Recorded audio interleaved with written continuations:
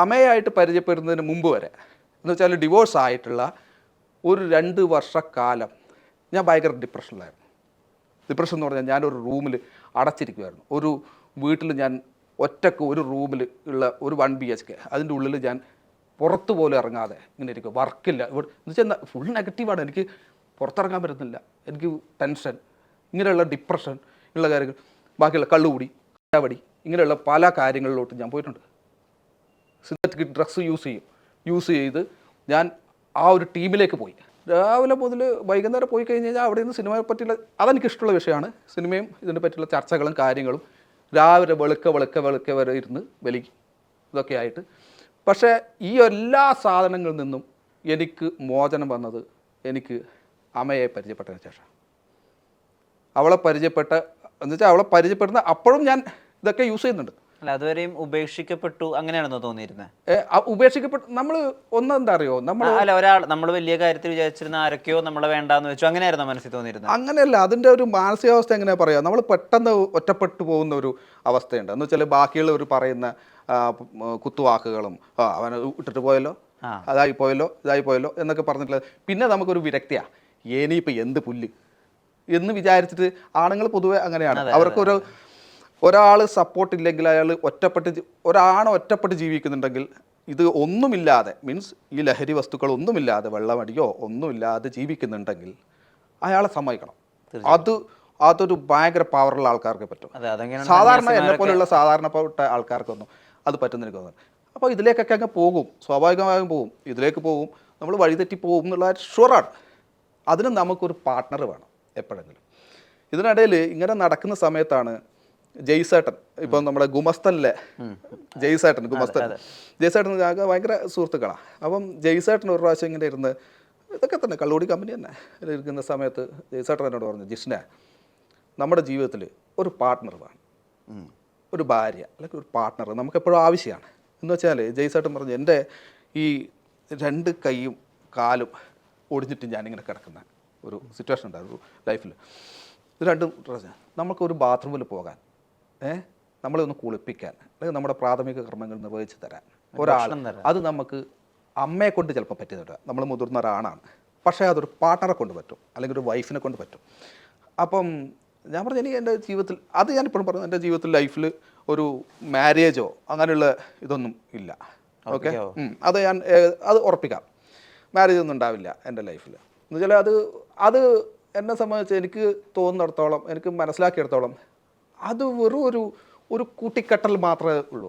അതിനേക്കാൾ ഉപരി ആ ഒരു കിട്ടിയ ആ ഒരു ബാന്ധവം മാത്രമേ ഉള്ളൂ അതിൽ. അല്ലാതെ അതിൽ വേറെ ഇമോഷണൽ കാര്യങ്ങളൊന്നുമില്ല എന്ന് എൻ്റെ ജീവിതത്തിൽ, എൻ്റെ അനുഭവത്തിൽ എനിക്ക് മനസ്സിലായി.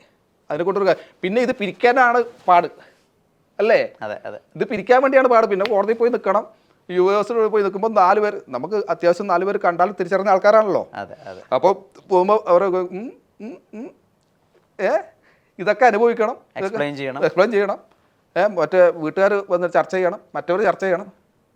എന്തിന്? അതിൻ്റെ ആവശ്യമില്ല. നമുക്ക് ആരെ ഇഷ്ടമുണ്ടോ അവരോട് കൂടെ ജീവിച്ചാൽ പോരെ. അതിന് കല്യാണത്തിൻ്റെ കാര്യം എന്താ? ഇല്ല, വിവാഹ സങ്കല്പമില്ല. പക്ഷേ നമ്മളെ കെയർ ചെയ്യാൻ, അല്ലെങ്കിൽ നമുക്ക് ഇഷ്ടമുണ്ട് എന്ന് തോന്നുന്ന ഒരാൾ ആരൊക്കെ പോയാലും നമ്മുടെ കൂടെ ഒരാളുണ്ടാവണം എന്ന് ബോധം വരുത്തി ഈ ജയ്സേട്ടൻ്റെ വാക്കുകൾ. അപ്പോൾ എനിക്ക് തോന്നി, ശരിയാണല്ലോ, എന്നെ ഒന്ന് നിയന്ത്രിക്കാൻ, അല്ലെങ്കിൽ അത് വേണ്ട, സ്നേഹത്തോടെയെങ്കിലും നമ്മളെടുക്കുക, വേണ്ട കേട്ടോ അത് ഒഴിവാക്ക് എന്ന് പറയാൻ, സ്നേഹത്തോടെ പറഞ്ഞാലേ കേൾക്കുക കേട്ടോ. ഞാൻ പറഞ്ഞാക്കാത്ത ഒരുത്തരാണ്.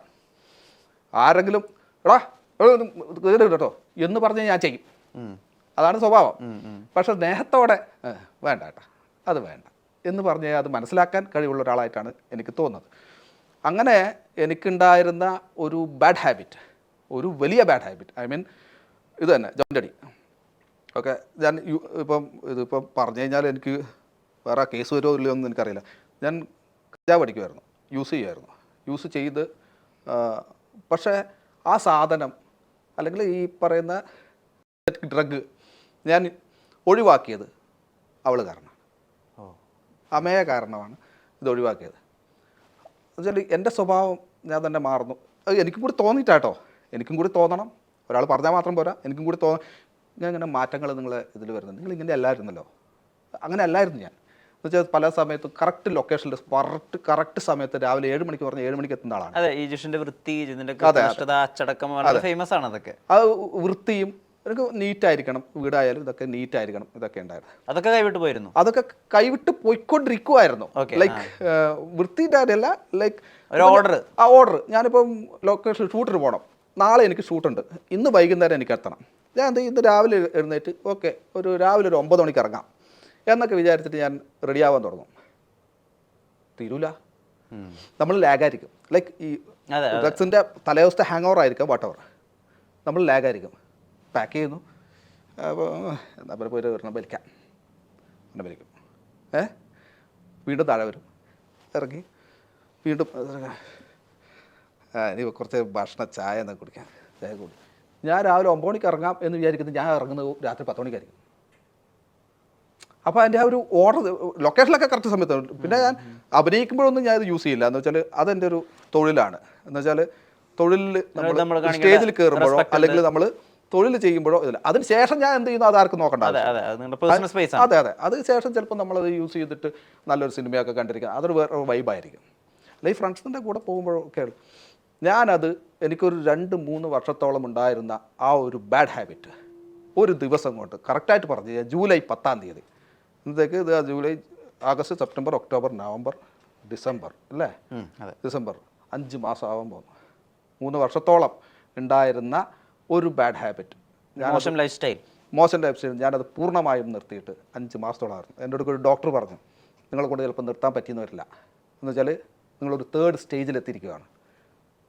Daily use ചെയ്തിട്ടുണ്ടെന്നാണ്. വിശ്വസിക്കാൻ പറ്റുന്നില്ല. ബാക്കിയുള്ളവർക്ക് മനസ്സിലാവില്ല, അത് മനസ്സിലാവും, അടുത്ത് നിൽക്കുന്നവർക്ക് മനസ്സിലാവും ഇതിലോട്ട് മാറുന്നു. എനിക്കത് മനസ്സിലാക്കാൻ പറ്റില്ലെന്ന് വെച്ചാൽ, ഞാൻ ഇപ്പോൾ മറ്റു ഷോകളിലൂടെ ആയാലും അല്ലെങ്കിൽ സീരിയലിലൂടെ ആയാലും, ഐ മീൻ സീരിയലിന്റെ ഈ BTS അല്ലെങ്കിൽ മറ്റ് ഭാഗമായിട്ടുള്ള റിയാലിറ്റി ഷോസ് ഉണ്ടല്ലോ, സ്റ്റാർ മാജിക്, അതിൽ വളരെ ജോവിയലായിട്ടുള്ള ഒരു മനുഷ്യനെ ഞാൻ കണ്ടിട്ടുള്ളൂ, ചിരിച്ച് കളിച്ച് കൗണ്ടർ അടിച്ച്. പക്ഷേ എന്നിലേക്ക് തന്നെ ഞാൻ ഒതുങ്ങി കൂടിക്കൊണ്ടിരിക്കുമായിരുന്നു. ലൈക്ക് ഇങ്ങനെയുള്ള സാധനങ്ങൾ യൂസ് ചെയ്യുമ്പോൾ നമ്മൾക്ക് സ്വയമായിട്ട് എനിക്ക് കിട്ടിയ ഒരു ഇതാണ്, എന്ന് വെച്ചാൽ മനസ്സിലാക്കിയിട്ടുള്ളൊരു കാര്യമാണ്, ഇതിൽ നിന്ന് നമ്മൾ ഒറ്റപ്പെട്ടു പോയിക്കൊണ്ടിരിക്കുമോ, നമ്മൾ ഒറ്റപ്പെട്ട് ജീവിക്കാൻ ഒറ്റപ്പെടുന്നവർക്ക് ഉണ്ടാവുന്ന കാര്യങ്ങളാണ് ഇതൊക്കെ. ഇവർ പിന്നെ ഒറ്റപ്പെട്ട് തന്നെ പോകും, അവരൊരു സൈഡാക്കപ്പെടും, ഒരു ഭാഗത്തേക്ക് ആയിട്ട് നിന്ന് പോകും. അപ്പം ഈ ഡോക്ടർ പറഞ്ഞ പോലെ ഒരു 3rd സ്റ്റേജിലുണ്ടായിരുന്നു ഞാൻ. എന്നോട് പറഞ്ഞു, സാധാരണ ഇടയ്ക്കൊക്കെ ഞാനിങ്ങനെ, അപ്പോൾ ഇങ്ങനെ ഇനി വല്ലപ്പോഴും ഒക്കെ എന്ന് വിചാരിച്ച് നിർത്തുന്ന പരിപാടിയാണ്. പക്ഷേ ഇതങ്ങനെയല്ല, ഇത് ഫുൾ സ്റ്റോപ്പ്. ഒരു കാര്യം ഞാൻ ചെയ്യില്ല എന്ന് പറഞ്ഞാൽ ചെയ്യില്ല, അതെൻ്റെ ഒരു ശൈലിയാണ്. ഞാൻ എപ്പോഴും ചെയ്യുന്നൊരു കാര്യമാണ്. ഞാൻ ഒരു കാര്യം ചെയ്യില്ല എന്ന് പറഞ്ഞാൽ തല പോയാലും പിന്നെ ഒരു കാര്യം ഞാൻ ചെയ്യില്ല. അത് നമ്മുടെ കണ്ണൂർക്കാരുടെ ഒരു കാര്യമാണ്, പറഞ്ഞു കഴിഞ്ഞാൽ പറഞ്ഞാണ്.